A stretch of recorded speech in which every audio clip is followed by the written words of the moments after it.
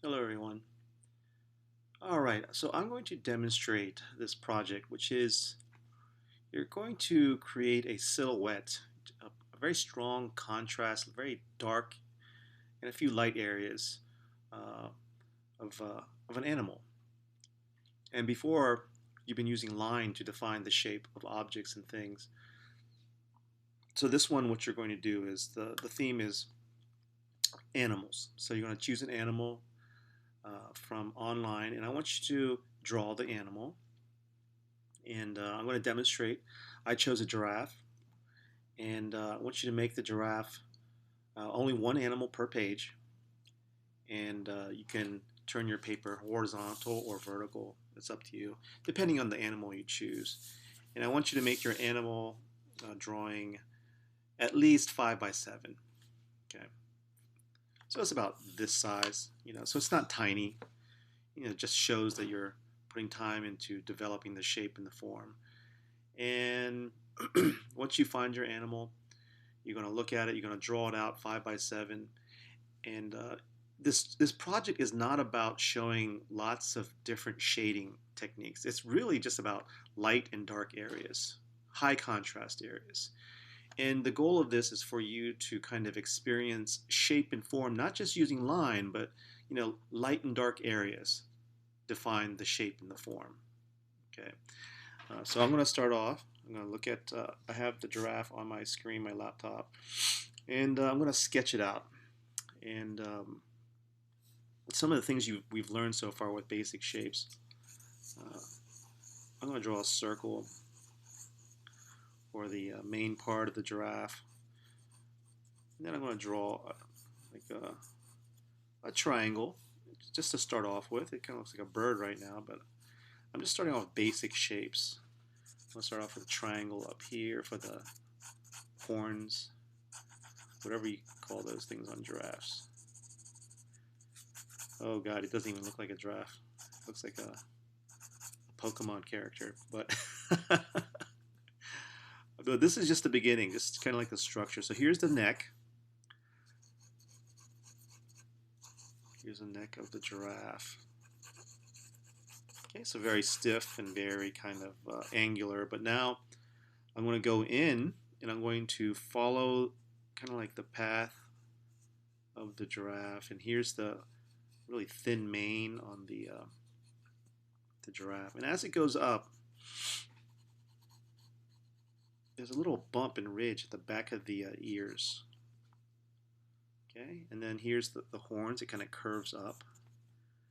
And I'm going to, and it also has like some hair or fur up there at the top. It's kind of thatched and very bristly. And then I'm going to follow the contour, get the shape of this, and really pay attention to the contour, the edge of this animal. And just for fun, I was saying, try to choose an animal maybe represents your personality. Uh, you can develop a logo later on from this drawing. Now I'm going to follow along the ridge of the temple, the brow, and then it kind of dips up and down and then up again.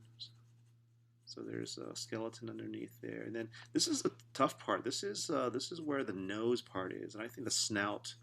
And anyone that's drawn like horses, this is not easy. And then here's the front lip of the giraffe.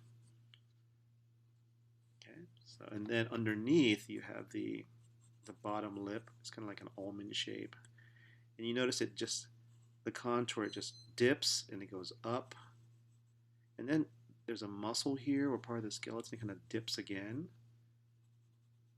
And then it connects to the neck. Now the bottom of the neck kind of undulates down, curves down a little bit. And I'm going to draw a few shapes within the giraffe, which are, I think it's important to put in there just because um, the eyes are very important. So where are the eyes in this one right here? So I'm going to draw kind of a leaf-like almond shape for the eyes. Really beautiful eyes here. And then just a simple shape for the eye there. Good. And then for the ear, I'm going to draw part of the ear here. That ear is so distinctive. Wow, it's like it's what they use to flick around, listen for predators.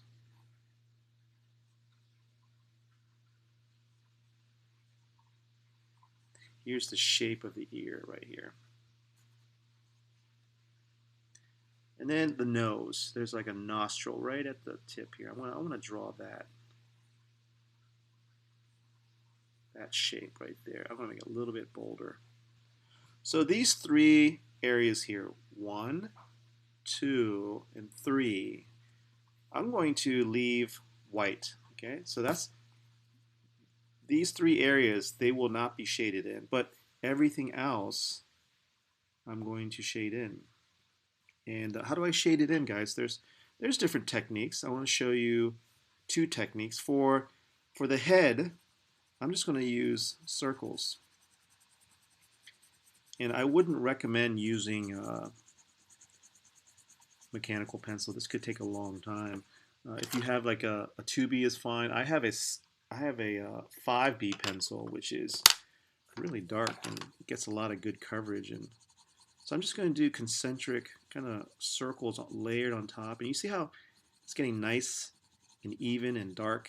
That's what we want. We want a nice, even, dark surface. We don't want so much texture, or it's really about the shape and not so much about the what do you call it?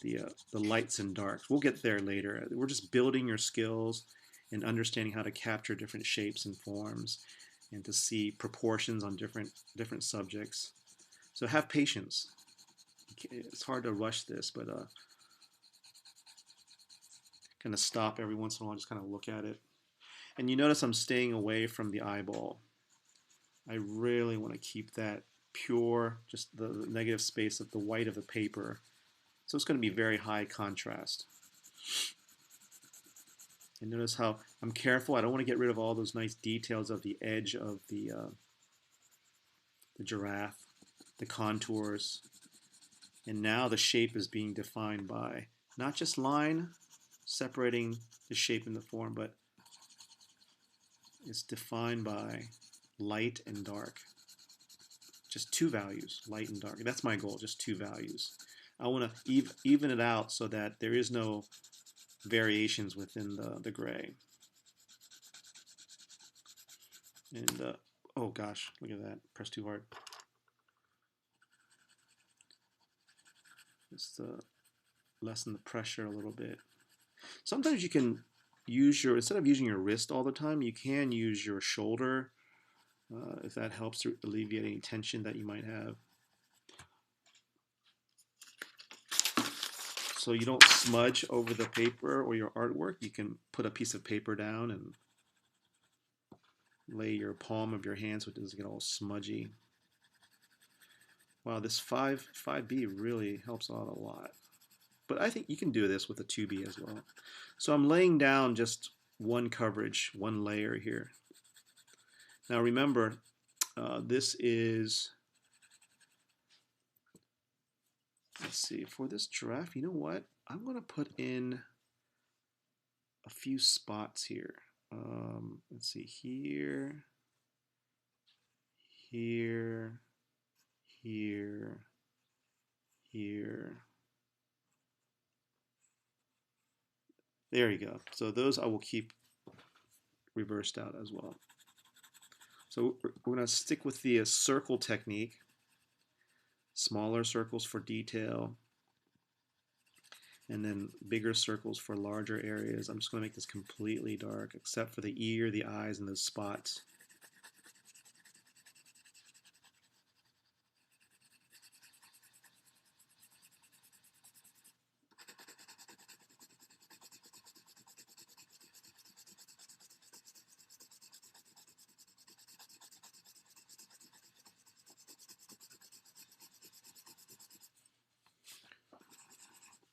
And you really have to have patience, because it's just not going to happen right away. You have to kind of carve away, fill in the shapes and forms.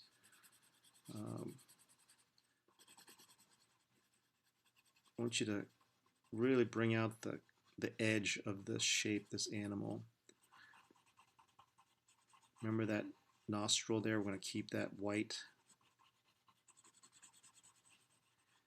As I get to the contours, I don't want to simplify too much. I want to really make sure that it defines the edge of this animal. Okay. Big, chunky black and white areas. And why is this important? Well, some of you are, I know you're really good with shading. Some of you have been doing this for a while, but there's a benefit to keeping some things just high contrast. Do you know what those are? You know, where do you see high contrast designs? You see them on posters, logos, you see them on signage because they're easy to see. So sometimes if you have too much detail in terms of shading, it might not really stand out. So you're seeing the giraffe emerge from the paper, not just with line, but actually now it's like with lights and darks. Look at that, I'm just creating circles, circles, circles, and not just mindlessly doing circles, but you know, like making sure I color in the boundaries of the lines of the kind of like your coloring book in a way, but we're using pencil rather than colors.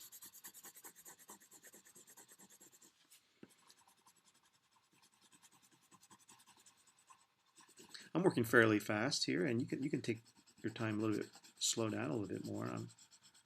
I've done this before many times. Every once in a while, you want to stop and kind of look at what you're doing, and look at that. The circle technique is really easy. Just no stress at all. Just and if you see some areas that are too light and too dark, just go ahead and go back over it with that circle technique, and that'll help it go to the max darkness that it can get to.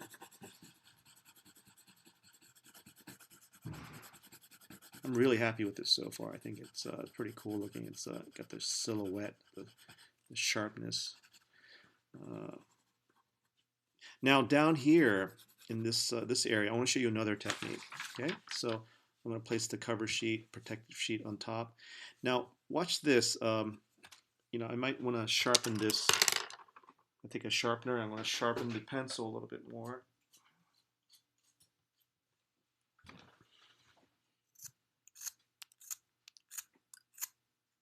Watch your hand if you're using a X-Acto blade. It's very sharp. Just take your time, whittle away. I like to get a big chunky piece of graphite at the end. Okay, so now if you observe here, what I'm going to do is I'm going to go in just like a 45-degree angle for the majority of this shape up here.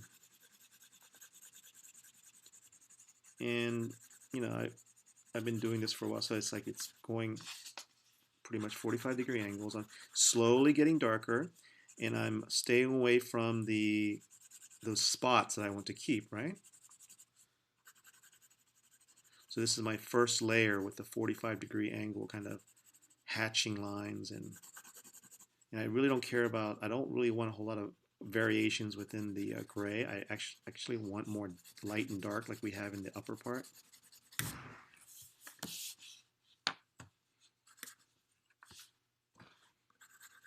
You want to tape down a corner of your paper so it doesn't move, or hold it down with your left hand.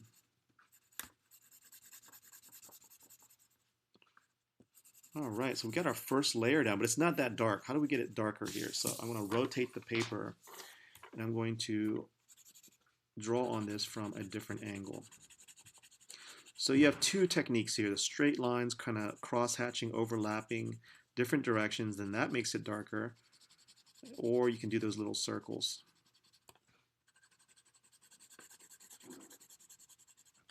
And this takes patience and some time and effort to really craft and carve out the shape of your animal that you choose, whether it's a octopus or tiger or sheep or snake or whatever animal you choose. And you're gonna be doing, I think, several of these. So look at the instructions, and I'm just showing you the technique for one of these, but you might be doing several of these for the assignment.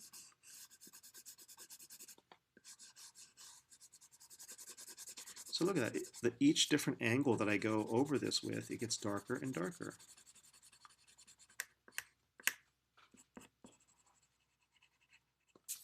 And as you get to the details, that's when you slow down and you want to do a better job. You don't be sloppy with this and have some strange marks here and there. You want to kind of slow down. And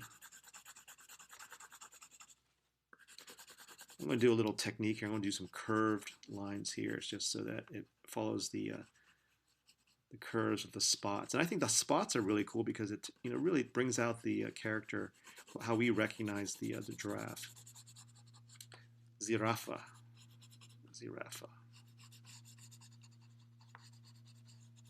So you see as I keep working the shape and the form.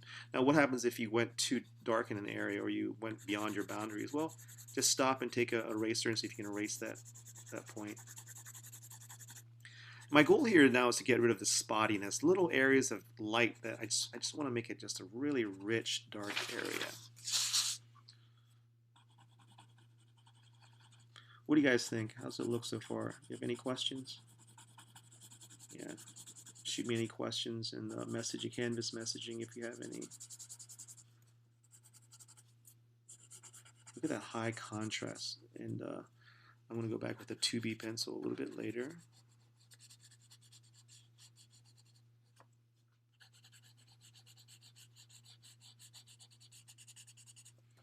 Solid areas of dark areas. Now these spots I'm taking more time with because it creates more work and detail for me. So you don't want to put too many like negative shapes within your object. I would say 1, 2, 3, 4, 5, 6, 7, 8. Maybe no more than 8. I have 8 approximately here. You could do like 5. I think 5 would be good. Just parts of the animal that you want it to stand out, like the eyes, the scales of the fish maybe, or but the goal is, you notice I'm just slowing down a little bit, and you can do a combination of techniques, trying to get rid of all these inconsistent little gray areas. I just want it to be strong dark.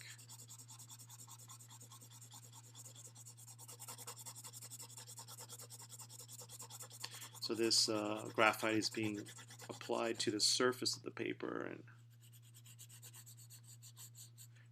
really like the contours. Does it look like a giraffe? Let me know. Let me know in the chat. Okay, so now I'm done with my 5B for right now. So I'm going to go back to like a 2B, just a regular pencil, and now I'm going to go back and just kind of make those a little bit bigger shapes, and not bigger shapes, but just simplify some of the smaller, tiny little details. The edge, go back and clean that up a little bit. If you want to make the little variations here and there, like I'm going to just go with my own kind of inclination. Like I changed the size of some of the parts here.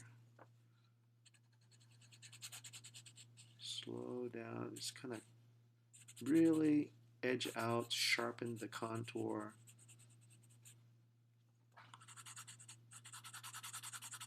Get rid of those little idiosyncratic little areas of light that are popping through, the grays. I want it to be as kind of solid as possible, I'm not going to obsess over it, but just try your best to be neat. It's just that level of attention to detail really helps to focus more on the lights and darks rather than, it's not about shadow or variations of gray. It's really about light and dark areas. And I want to go back here and make sure this hair texture is pretty chunky and solid and detailed out.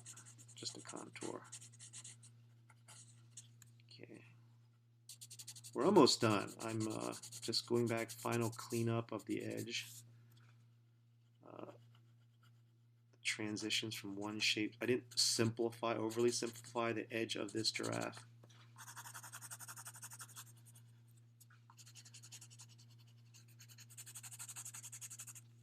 Yeah, I want you to use pencils for this one, guys. I don't want you to use marker or pen or ink or anything like that.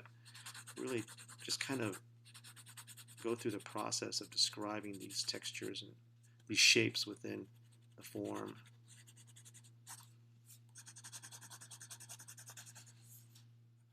Almost done. So this is one demonstration. What did you think? Did you like this demonstration? Was it helpful to see the process and instead of just the written instructions? I hope you enjoyed it. I enjoyed this. This was good. Now I'm going to wrap it up with taking the eraser, kind of going back around the animal. Very neat. I don't have it like extraneous, messy like areas outside. Very graphic and very iconic. You can see it from far away. And I will just kind of brush this off. I like to take a very light tissue or maybe a brush. Just kind of whisk away the, I don't want to blend in anything. I just want to get rid of those eraser, remains of the eraser.